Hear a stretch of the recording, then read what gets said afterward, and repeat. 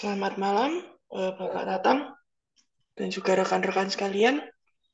Eh, Kami dari kelompok 1 ingin melakukan review jurnal sumber inovasi dan jenis inovasi bukti tingkat perusahaan dari Amerika Serikat yang diambil dari jurnal Bapak Mehmet Akif Demirsyologlu dan tim. Adapun reviewer dari paper ini yaitu saya, Giovanni Jonathan Prabowo, dan juga Bapak Dwi Handoko. Next.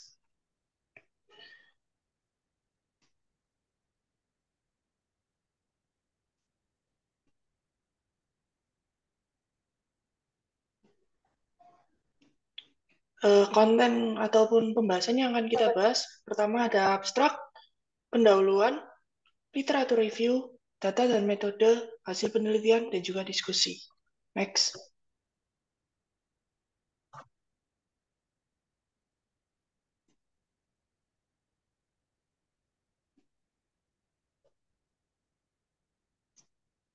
Abstrak.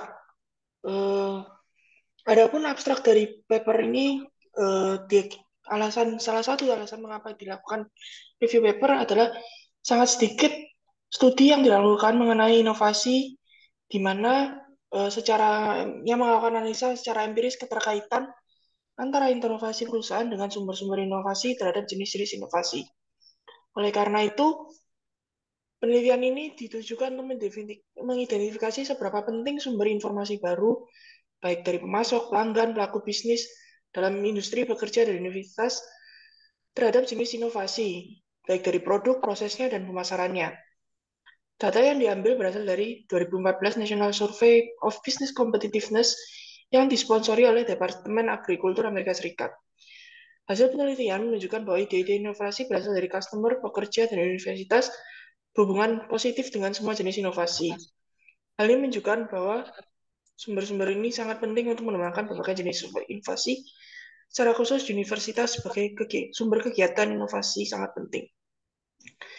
Sebaliknya, sumber-sumber lain seperti pemasok dan pelaku industri tampaknya tidak memengaruhi sumber inovasi. Next.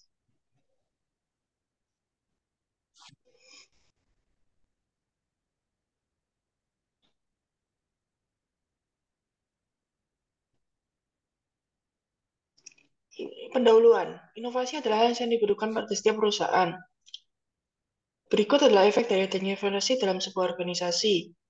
Membantu sebuah organisasi dalam beradaptasi, bertahan, hingga bertumbuh terhadap perubahan lingkungan, meningkatkan performa dan pertumbuhan ekonomi, mengurangi jarak antara produktivitas dan perekonomian negara berkembang, meningkatkan kompetisi, meningkatkan standar hidup dan kesejahteraan penduduk, mengurangi pengangguran, membantu mengatasi tantangan di zaman modern seperti angka kemiskinan, perubahan iklim, hingga kesehatan, dan juga meningkatkan produktivitas.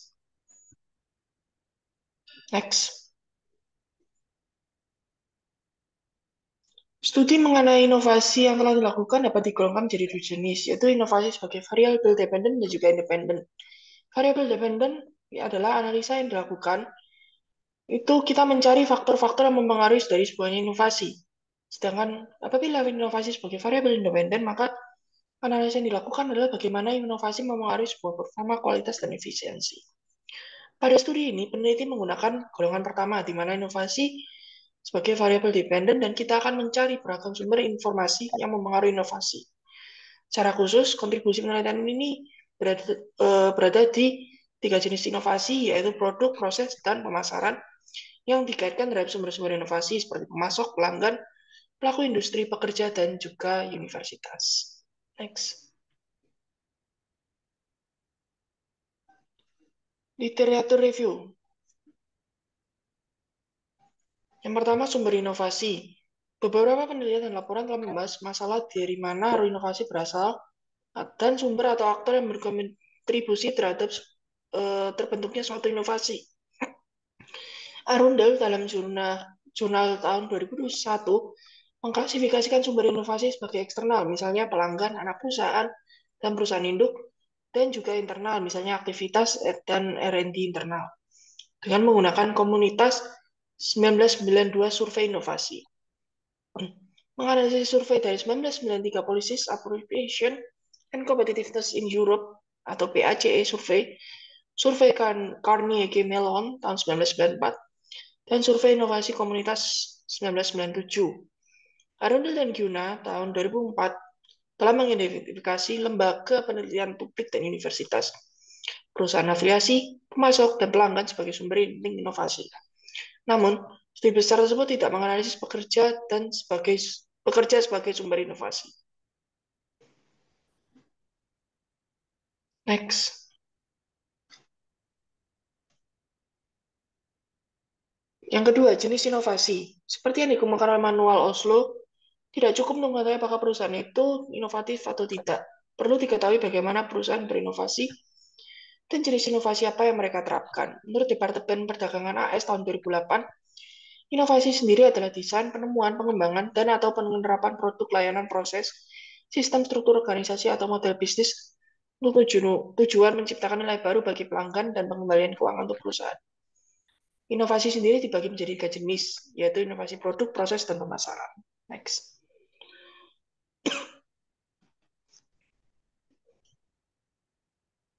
Yang berikutnya, data dan metode.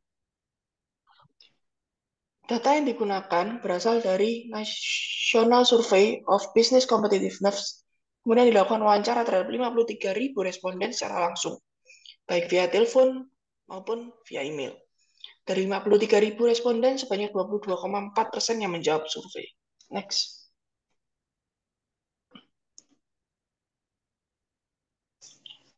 Metode penelitian yang digunakan studi ini adalah metode Seemingly Unrelated Regressions atau SUR. Untuk variabel produk, proses, dan pemasaran. Sedangkan aktivitas inovasi perusahaan menggunakan metode Ordinary Least Square atau LS. Variabelnya sendiri terdapat 3, yaitu dependent, variabel kontrol, dan independent. Variabel dependent terdiri dari produk, proses, dan pemasaran, dan aktivitas inovasi perusahaan. Variabel kontrolnya adalah jenis perusahaan, besar perusahaan, lokasi perusahaan, tahun pendirian perusahaan. Hal ini dikarenakan karena variabel-variabel tersebut merupakan sangat mempengaruhi terhadap perubahan inovasi. Kemudian variabel independen sendiri terdiri dari supplier, customer, other people in the industry, pekerja, dan universitas. Kemudian kelima variabel independen tersebut akan digolongkan menjadi 3 jenis golongan, yaitu berharga, sangat berharga, dan tidak berharga.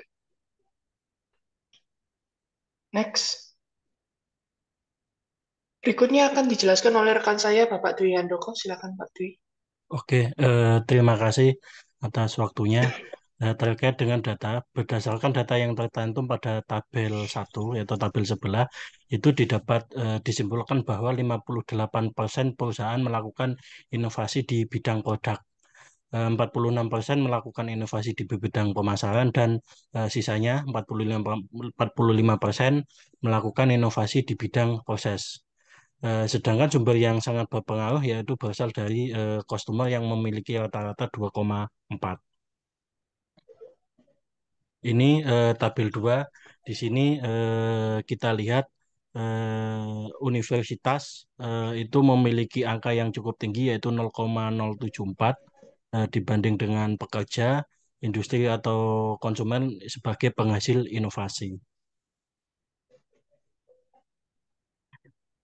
Selanjutnya, terkait dengan hasil penelitian, dari hasil analisa dengan menggunakan model SUR terlampir pada tabel 2 yang tadi, itu ada beberapa ide atau inovasi yang sebagian berasal dari customer, pekerja, dan universitas. Tentunya universitas tadi kan sangat tinggi, nilainya 0,07. Eh, dan selain itu ada ide yang berasal dari supplier, sedikit berpengaruh terhadap produk, namun tidak mempengaruhi terhadap pemasaran dan proses. Dan yang ketiga, selanjutnya ide yang berasal dari bisnis yang lain di industri itu berpengaruh terhadap proses dan pemasaran, namun tidak mempengaruhi produk. Berdasarkan analisa terhadap variabel kontrol, didapatkan kedua simpulan, yaitu yang pertama, sebagian besar inovasi dilakukan oleh perusahaan baru, dengan perusahaan jumlah pekerja yang lebih banyak dan perusahaan yang berlokasi di daerah berpenduduk atau urban area. Kesimpulan yang kedua yaitu perusahaan yang bergerak di bidang informasi, pengolahan logam, pembuatan mesin, perangkat elektronik, dan perangkat keras atau hardware, dan industri hiburan dinilai lebih inovatif dibandingkan dengan perusahaan lain. Selanjutnya, untuk diskusi, ini inovasi bisa berkontribusi terhadap bertahannya suatu instansi. Salah satu manfaat adanya inovasi adalah meningkatkan persaingan, produktivitas dan performa. Hal tersebut seperti yang dituliskan di dalam bukunya Born Instructor tahun 1961